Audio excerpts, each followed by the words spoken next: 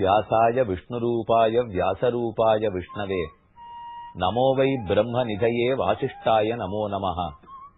வசிஷ்டருடைய குலத்திலே பிறந்த வேதவியாசரை வணங்குவோம்.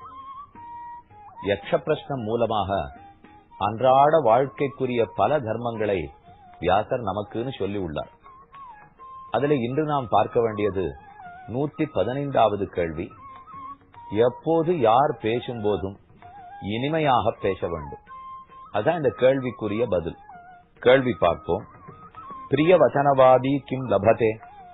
பிரிய வச்சனவாதி, பிரியம் இனிமையா பிடிக்கிறாப்புல பேசுதல் பிரியவச்சனம். பிரியவச்சனவாதி இனிமையாக பேசுபவன் எவனோ, மனதுக்கு ஈர்க்கிறா போலே பேசுபவன் எவனோ அவன் என்ன அடைகிறான்? பிரியவச்சனவாதி பிரியோபவதி. எல்லாருக்கும் பிரீத்திக்கு விஷயமாக இருக்கிறார், எல்லார் அன்புக்கும் விஷயமாகிறார், எல்லாரையும் நண்பனாக கொள்ளுகிறார். அப்ப நம்ம இனிமையா பேசுறோம், பிடிச்சாப்புல பேசணும்னால் அனைவருக்கும் நண்பனாக இருக்கலாம். இதுக்குன்னு ஒரு சம்ஸ்கிருத ஸ்லோகம் உண்டு. வாக் மாதுர்யாது சர்வலோக பிரியத்வம், வாக் பாருஷ்யாது சர்வலோக அப்பிரியத்வம். மதுரமான வாக்கு பேசினால் எல்லாருக்கும் இனிமையானவனா இருப்போம், எல்லாராலும் விரும்பப்படுவோம். ஆனா வாக் பாருஷ்யாது ரொம்ப கடுமையா பேசினோம்னு சொன்னால் எல்லாருடைய பிடிக்காமைக்கும் விஷயமாயிடுவோம். அதனால பிரியமா பேசினா எல்லாருக்கும் பிடிச்சவாளா இருப்போம், பிடிக்காத பேசணும் கடுமையா பேசணும்னா யாருக்குமே பிடிக்க போறது இல்லை. இதுக்கு அதே ஸ்லோகம் ஒரு அர்த்தம் சொல்றது. கோவா லோகே கோகிலஸ்ய உபகாரஹ, கோவா லோகே கர்ப்பஸ்ய அபகாரஹ. லோகத்துக்கு குயில் என்ன இப்ப நல்லது பண்ணிருக்கு, கழுதை என்ன தீமை பண்ணிடுச்சு. எல்லாரும் குயில்ல உடனே பிடிச்சிருக்குங்கிறா, ஓஹோன்னு கொண்டாடுறா. கவிஞர்கள்லாம் ரொம்ப நல்லா கவிதை எழுதி விடுறா. கழுதைன்னு உடனே திட்டுறோம். இப்ப குயில் என்ன இந்த லோகத்துக்கு நல்லது பண்ணிடுச்சு, கழுதை என்ன தீமை பண்ணிடுச்சு? ஒண்ணும் இல்ல, பேச்சில் இருக்கிற இனிமே. கழுதை கத்தராப்பலேங்கிறோம், குயில் கூவராப்பலேங்கிறோம். குயில் நமக்கு ஏதானு சொத்து பத்து எழுதி வச்சிருக்கா, இல்ல நமக்கு ஏதானு ஆபத்து வந்த காலத்துல உதவிடுச்சா? ஒண்ணுமே இல்ல. கழுதை எத்தனை பொதி சுமந்து நமக்கு உதவுகிறதோ அதுல ஒண்ணுமே குயில் பண்ணதில்லை. ஆனா குயில்னா மொத்த பேரும் கொண்டாடும், கழுதைன்னா ஏசரம். என்ன சுவாமி அப்படி பண்ணிடுச்சு போனா, கழுதையை கேட்டா என்ன சொல்லிக்கும்? இதுதான் நல்லதுக்கு காலம் இல்ல, நான் எல்லாருக்கும் உபகாரம் பண்றேன், நான் ஏதோ பொதி சுமக்கிறேன், ஆனா என்ன ஒருத்தருமே பாக்குறது இல்லையே. குயில் ரொம்ப அழகா மரத்துக்கு மேல உட்காந்துருக்கு, செடிக்கு மேல உட்காந்துருக்கு, ஏதோ கூவிட்டு போறது. வசந்த காலம் வந்துருச்சுன்னா குயில் கூவுறது. எல்லா கவிஞர்களிடத்திலையும் குயில் இடம் பிடிச்சிடும். இப்ப எத்தனை கவிஞர்கள் கழுதையை பத்தி எழுத போறா சொல்லுங்க. ஏன் இந்த மாதிரி லோகம் பாரபட்சத்தோட நடக்கிறது? குயிலினுடைய பேச்சில் இனிமை உள்ளது, கழுதையினுடைய பேச்சில் இனிமை இல்லை, கடுமை இருக்கிறது. அதிலிருந்தே நாம புரிச்சுக்கணும், இனிமையாகத்தான் பேச வேண்டும். இனிய உளவாக இன்னாத கூறல் கனியிருப்ப காய் கவர்ந்தற்று. இனிமையாக பேச வேண்டும், மனத்துக்கு ஏற்றா போலே பேச வேண்டும். இப்ப குயில்னு சொன்னேனே, யார குயில் குயில்னு கொண்டாடுவர்கள் தெரியுமா?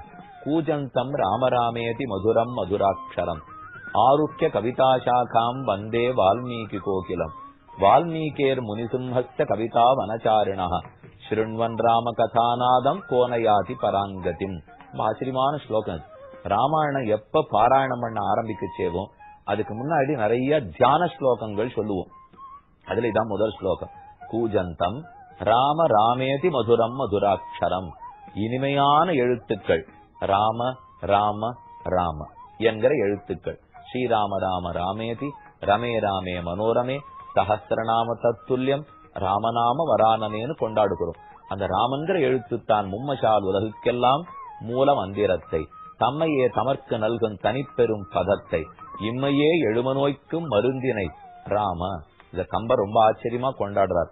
இந்த உலகத்து நோய், அந்த லோகத்துக்கு போக முடியாத நோய், இது எல்லாத்தையும் 7 பிறவிக்கும் ராமநாமம் போட்டுடுறது. தன்னையே தன் அடியவர்களுக்கு கொடுக்கிறது. மும்மசால் உலகுக்கெல்லாம் மூல மந்திரம் அந்த ராமநாமம். அதுவே இனிமையானது. அந்த இனிமையான நாமத்தை எப்படி சொன்னார் வால்மீகி? அவர் பெரிய மரத்துக்கடையில ஏறி உட்கார்ந்த குயில். கூஜந்தம் ராமராமேதி மதுரம் மதுராட்சரம். ரொம்ப மதுரமான எழுத்துக்கள், இனிமையான எழுத்துக்கள். மதுரம் மதுராட்சரம் ஆருக்கிய கவிதாசாகாம். கவிதை என்னும் கிளையில் ஏறி அமர்ந்தார். வந்தே வால்மீகி கோகிலம்.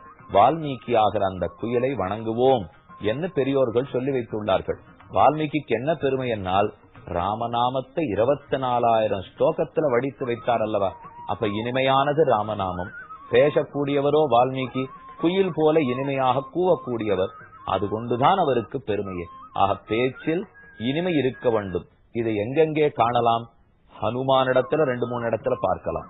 ராமன் பேசினதிலேயே பார்த்து கொள்ளலாம். ஆழ்வார்களுடைய பேச்சில பார்க்கலாம். ஆச்சாரியர்களுடைய பேச்சில் பார்த்து கொள்ளலாம். அப்ப இனிமையா பேசணும். போதெல்லாம் போது கொண்டு உன் பொன்னடி புனைய மாட்டேன், தீதிலா மொழிகள் கொண்டும் திருக்குணம் செப்ப மாட்டேன். தொண்டரடிப்படி ஆழ்வார் சாதிக்கிறார்.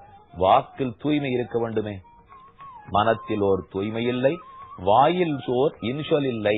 மனத்திலேயும் நன்ன நிலவில்லை, மனத்திலோர் தூய்மை இல்லை, வாயிலோர் இன்சொல் இல்லை. யாரையானு பார்த்தா நன்னா இருக்கீங்களா, வாங்கோ உட்காருங்கோ, மோர் சாப்பிடுறீங்களா, பால் சாப்பிடுறீங்களா, குடுக்கறோம் இல்ல. அப்புறம் கடைசி பட்சம் வாயிலையாவது வார்த்தை இனிமையா இருக்க வேண்டாமா?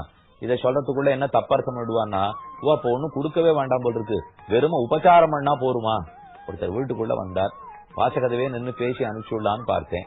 ஆனா அவர் கதவை தண்டின்னு உள்ள வந்தார். நான் எங்க உட்காரணும்னா, வாசலோல நின்றுட்டு பேசுறாருன்னா இப்பவே கலன் போட போறாருன்னு அர்த்தம்.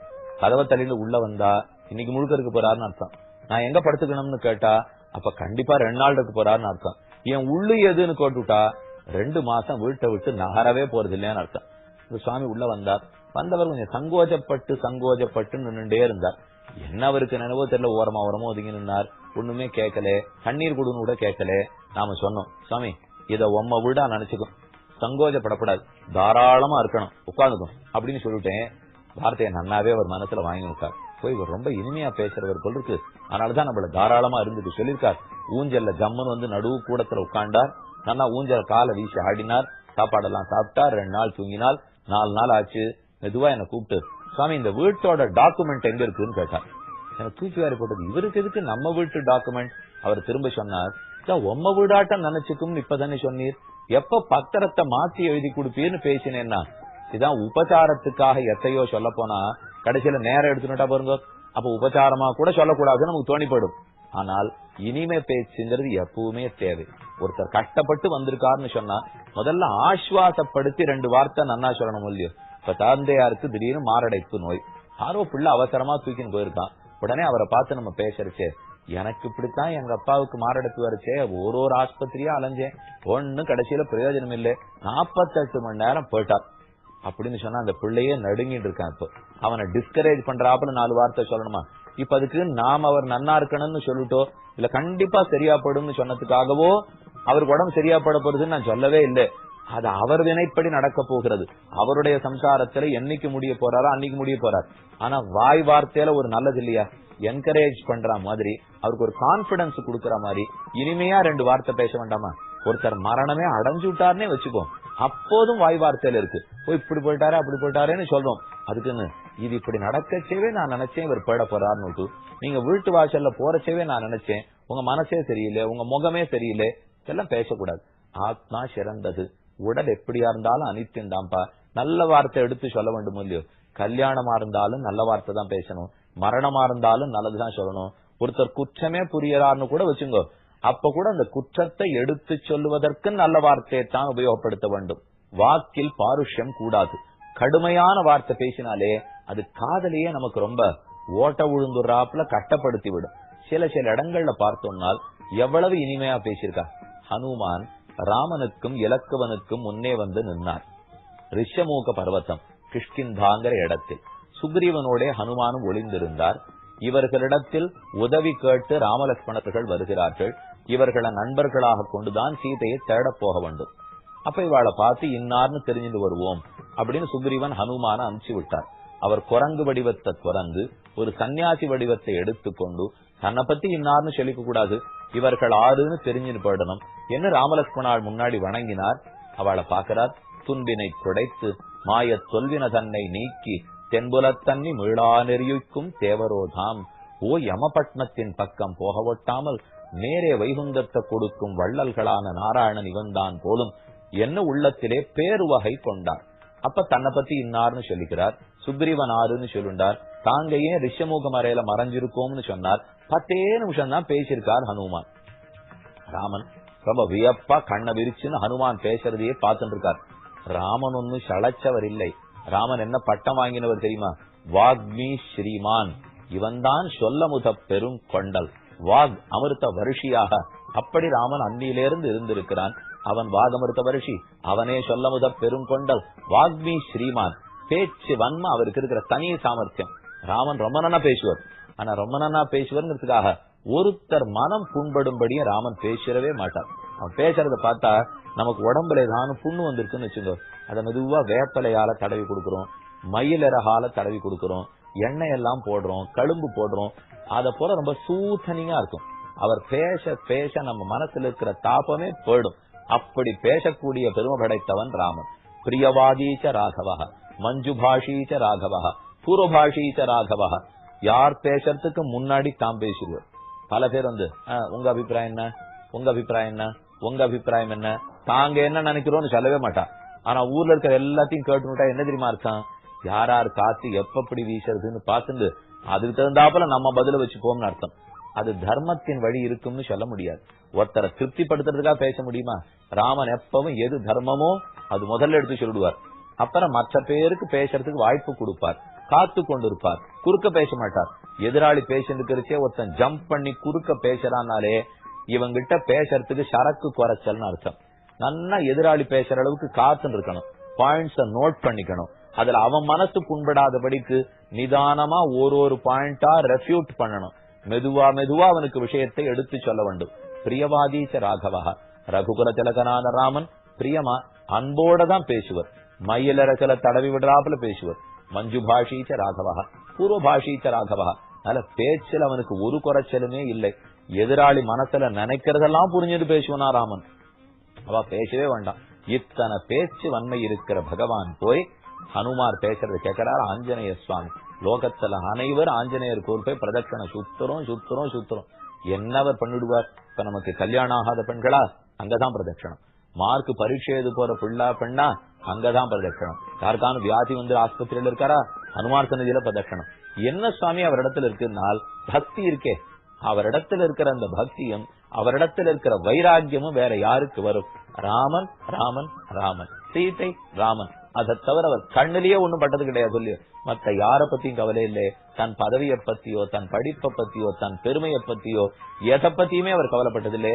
ஆனா அவருக்கு கிடைக்க வேண்டிய உண்மையான மதிப்பை இப்ப ராமன் கொடுக்க போறார். ராமன் வார்த்தையாலே ரொம்ப நன்னா பேசுறாருன்னு ஒருத்தருக்கு பட்டம் கிடைச்சு விட்டார். அதை விட ஏதாவது பரிசு வேணும்? ஆண்டாள் சொல்லும் போது நாடு புகழும் பரிசினால் நன்னாக யாம்பெரு சம்மானம் என்று தெரிவிக்கிறார். அத போல ஹனுமான் ரொம்ப நன்னா பேசினாராம். 10 நிமிஷம் தான் பேசினார். என்ன அழகா பேசுறார்.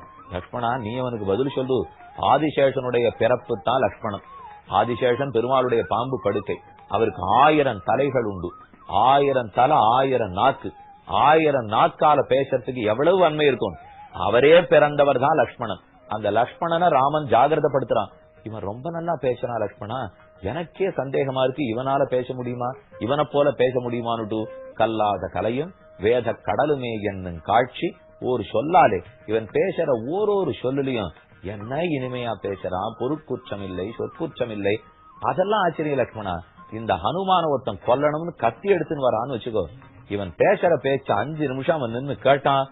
ஓங்கின கத்தி தானே நழுவி கையில இருந்து கீழே உண்டுரும். இவனை ஒத்துருமே குத்த வரமாட்டா. அவ்வளவு இனிமையாக பேசுகிறான். ஆக ஒருத்தன் இனிமையா பேசுறான் என்று சொன்னாலே பிரியோ பவதி, அவன் அனைவருக்கும் விரும்பப்படுபவனாக ஆகிறான். யாரும் அவனை எதிர்க்கிறதுக்கு முற்படுவதும் கிடையாது. ஹனுமானிடத்துல இந்த பேச்ச ராமன் தெரிஞ்சுட்டாரா? அவர் எங்க பயன்படுத்துறாருன்னு ஒரு இடம் சொல்றேன். விபீஷணன் ராமனிடத்திலே சரணம் என்று சொல்லி ஓடோடி வந்தான். ராவணனாலே துரத்தப்பட்டான். ஆகாயத்திலே சாவினான். திரும்ப திருப்புல்லாணி ராமேஸ்வர கரைக்கு வந்து சேர்ந்தான். ராமன் அங்கே படைகளோட தண்டு இறங்கி இருக்கிறான். விபீஷணன் வந்து ராமனிடத்துல விழப்போறான். அந்த சமயத்துல ராமன் விபீஷணனுக்கு நல்வார்த்தைகள் சொல்லி சுக்ரீவன் முதல்ல மறுத்தான். சுக்ரீவனை சமாதானம் பண்ணி விபீஷணனை கூட்டி கொண்டான். அப்ப விபீஷணன் ராமனுடைய காலில் விழுந்தான். என்ன நல்ல வேளை நீ சேர்த்துண்டாய் ராமா. அப்ப ராமன் என்ன பதில் சொன்னார் தெரியுமா? ஆமாமா, நான் எவ்வளவு பெரியவன், நீ எவ்வளவு தாழ்ந்தவன், என்னுடைய பிராட்டிய பிரித்த பாவியான ராவணனுடைய தம்பி, இருந்தாலும் உன்னை சேர்த்துனேன் பார். நிஜம் அதுதான். நிஜமாவே ராமன் இவனை சேர்த்து இருக்கணுங்கிற அவசியம் இல்லை, ஆனாலும் சேர்த்து கொண்டு இருக்கிறான். ஆனா அதை ராமன் சொல்றானா பாருங்க. ராமன் விபீஷணனை பார்த்து என்ன தெரியுமா சொன்னான்? விபீஷணா, உன்னை ஒரு 1/2 மணி நேரம் நான் காக்க வச்சுட்டேன். அது ரொம்ப தப்பா போச்சு போல் இருக்கு. நீ வந்த உடனே உன்னை சேர்த்து கொண்டிருக்க வேண்டும். உன்னை போய் 1/2 மணி நேரம் காக்க வச்சுட்டேனே, மனசு ரொம்ப நெந்து போயிட்டியா? உனக்கு உடல் தொழுத்து போச்சா? உள்ளத்துல விம்மி போனாயா? கண்கள்ல ஜலம் சோர்ந்ததா? வச்சதா சாந்தயத்வைனம் லோச்சனாபியாம் பிபன்னிவ. இப்படி ராமன் பேச பேச அவன் ஏற்கனவே இப்பேற்பட்ட ராமன் நமக்கு சுவாமியா கிடைச்சாரேன்னு குறுகி கிடக்கிறான். அப்படியே அவன் பேரு வகையில இருக்கான். அப்படி இருக்கிறச்சே இப்படியே ராமன் பேசின உடனே நாம யாரு, எவ்வளவு சாமானியன், எவ்வளவு குற்றம் பதிந்திருக்கோம். இந்த ராமன் கிடைப்பரான்னு தேடிட்டு நாம வந்தோம், கிடைச்சதே அதிகம். ஆனா அவர் போய் நமக்கருகல இனிமையான வார்த்தை பேசி நம்ம தடவராப்புல நினைச்சுக்கிறாரே, இப்பேற்பட்டவரை பெற்றவருக்கு எவ்வளவு நாம கிடைச்சிருக்கணும் அப்படின்னு விபீஷணன் நினைத்துக் கொள்ளுகிறான். இது விபீஷணனை சமாதானப்படுத்தினது. இவனை சேர்த்துக்கணுங்கிறதுக்காக சுக்ரீவனிடத்துல ராமன் பேசிட்டு இருந்தா பாருங்க. ஒத்தரையும் பேச விட்டு ராமன் கேட்டான். சுக்ரீவன் பேசினார், ஜாம்பவான் பேசினார், மைந்தன் பேசினான், விவிதன் பேசினான், ஹனுமான் பேசினார், அவாவா பேசிட்டான். அதுக்கப்புறம் ராமன் மெதுவா எழுந்து கைகூப்பிண்டு சொல்றார், மமாபிச்ச விவக்ஷாஸ்தி காசித் பிரதி விபீஷணம். விபீஷணனை பத்தி நானும் பேசுறதுக்கு 2 வார்த்தை இருக்கு. குரங்குகளே சொல்லலாமா? எனக்கு அனுமதி இருக்குமா? நான் மறந்தா அப்படி பேசுவோமா? என்ன ஆளாளுக்கு பேசிட்டு இருக்கீர்கள், எனக்கு பிடிச்சது என்னமோ அதை சொல்றேன், அப்படிதான் எல்லாரும் நடக்கணும், இப்படி நாம சொல்லுவோம். ராமன் அப்படி சொல்லவே இல்லை. நானும் அவனை பத்தி சொல்றதுக்கு 2 இருக்கே. அந்த இனிமை, குரல்ல இருக்கிற தாட்சி, பேச்சில் இருக்கிற உண்மை, இவ்வளவு பெரியவன் இவ்வளவு இனிமையா பேசினானோ இல்லையோ, உழுந்துட்டான் சுக்ரீவன். ஆமா, இப்படி எல்லாம் நீ கேட்கவே கூடாது, நீ என்ன ஆணையிடுகிறாரோ அதைத்தான் நான் தலையால செய்ய போறேன். இந்த வார்த்தையை சுக்ரீவனிடத்துல வாங்கறதுக்கு தான் அப்படி பேசினான். அப்ப உள்ளத்தில் தூய்மை இருக்க வேண்டும், வாக்கிலும் பிரியமாக பேச வேண்டும். அப்படி பேசினால் அவன் கண்டிப்பா உலகத்துக்கு இனியவனாகவே இருக்கிறான் என்பது 115வது கேள்வி, 115வது பதில். மேலே சொல்ல வேண்டியவர்களை அடுத்த நாள் பார்ப்போம்.